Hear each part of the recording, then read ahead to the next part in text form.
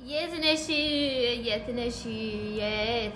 ህመሜን ስቃዬን ባየሽ እያለ አብርሽ መጥቶላችኋል በቲክቶክ። ምን ትላላችሁ? እኔ ሊሰቃይ ያለልክም ተሰቃይ ሺህ ጊዜ ተሰቃይ። ምክንያቱም የሴት ግፍ ነው። አንተ ሩታ ላይ የሰራው ግፍ ከዚህ በኋላ እየሰራ ነው የሚሄደው ማለት ነው። ስለዚህ ተሰቃይ ህመሜን ታማምክ። ኧረ እኔ ልታመም አልልክም። ታመም ህመም ምን እንደሆነ እወቅ።